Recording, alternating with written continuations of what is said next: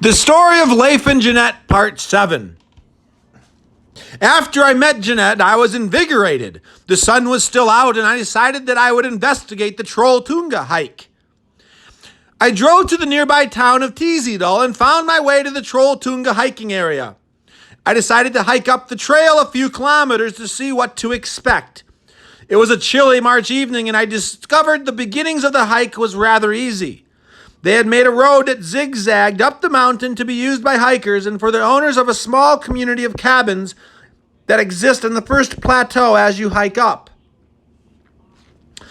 As I was hiking up this trail, I passed a woman who was cross-country skiing down the trail.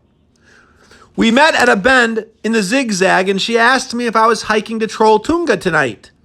I said I wasn't. I told her I was preparing for my hike, seeing what it was like. I spoke English, so she knew I was visiting, and she asked me if I was going to go with the guides. This happened before, since I had arrived in Oda. When I talk to people who I meet, I would mention that I was planning on hiking Trolltunga, and people showed concern that I was hiking there in March by myself. I had not experienced people warning me about going on a hike because of the dangers involved. I remember being worried that people might think that I'm some kind of daredevil. A few different thoughts went through my mind. I had never taken this hike before, and after researching Trolltunga, I was a little worried and concerned about my safety. But 28 kilometers was not much longer than a half marathon, and I knew I could do that. I also knew that I was from a cold winter environment back home in Michigan, where I had experienced countless occasions in winter weather.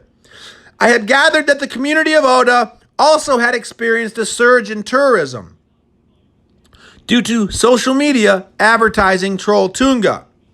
Many different people were coming from all over the world to go on this hike, and many of these people were not skilled at hiking and especially were not accustomed to winter weather. My free spirit to share with people who I met my plans was starting to feel a little squelched. One of the things that happened with social media is that when you share and tag different places in the posts that you make, you are apt to lose or gain a sense of self. Before I arrived in Norway for my trip in March 2018, I had started showing interest in Oda after I started communicating with Jeanett. One of the things I enjoyed doing was looking up and learning about Oda through the hashtag system on Instagram. By looking at all the pictures people had hashtagged with the word Oda, I was able to learn about the community through photographs. When I created the tiles of Jeanett, I would hashtag Oda in these posts. I started doing this weeks before I made my trip to Oda. This practice of hashtagging photographs was something new to me. I liked to do it because it made me feel like I was more of an active participant in my love of Norway.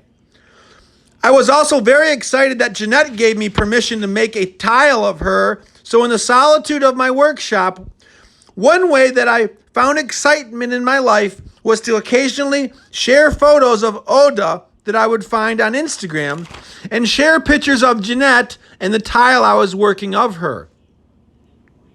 This was exciting for me. In doing so and not having much experience hashtagging photos, I was feeling quite safe and sound back in the United States, living the life of an artist with a large following of local people and a few customers from the state of Michigan who had met me at art fairs. I also had several random people who I had no clue who they were following me on both Facebook and Instagram. So I found myself in Oda, and without thinking anything of it, as soon as I arrived, I began taking pictures and using the hashtag system once again. I found myself jogging up and down the main street taking selfies. I found myself in the middle of the town and along the road taking pictures of the town and sharing them on social media. I had always had the policy to keep my profiles open to the public, regardless of whether or not you were following me, so anyone could look at my photographs. It didn't matter if you were my friend or not.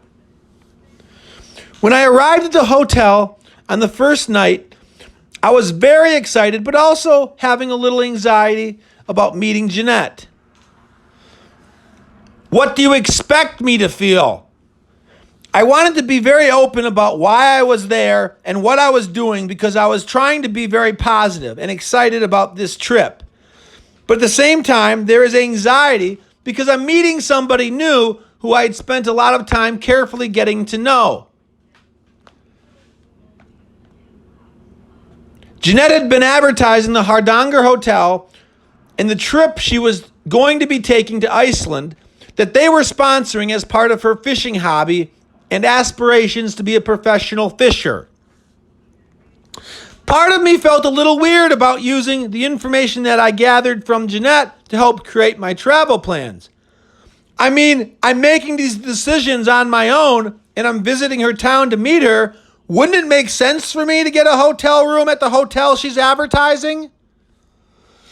I thought about these things and I told myself not to think about stupid things like that.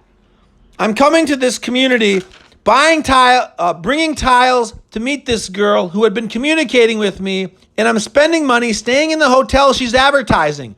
Isn't that what I'm supposed to be doing? I came to the conclusion that this makes perfect sense, so I didn't worry about those thoughts, and I came to the Hardanger Hotel trying to keep my excitement and positivity alive in hopes that this was going to be a great trip and I was going to have a great time meeting Jeanett. There were several different employees at the check-in desk, and I got to know all of them a little bit, and they all seemed like very nice people. I had several things they needed to help me with, so I got to know them a little bit better than maybe I would have otherwise. For instance, my luggage was lost on the plane, and somebody was driving from Trondheim to drop it off, which is an 8-hour drive, in the winter up to 10 hours. I also needed to keep extending my stay because I wasn't sure yet what was going to happen and whether or not I was going to meet Jeanett. So I ended up meeting all different people working behind the desk at the hotel. Since I was a very friendly person and excited to be in the town, the people working behind the desk at the hotel must have noticed that I was from the United States. We started to have conversations and they asked me what brings me to Oda. I decided to be honest with them because I was very excited to be there and very excited to meet Jeanett. Jeanett had several thousand followers on Instagram, and she was also pictured in the top pictures of the hashtag of Oda on Instagram. I had a feeling that it was possible people knew who she was, and I was subconsciously aware of that, I think. But what would be wrong with that? This is an exciting trip, or at least it was exciting for me.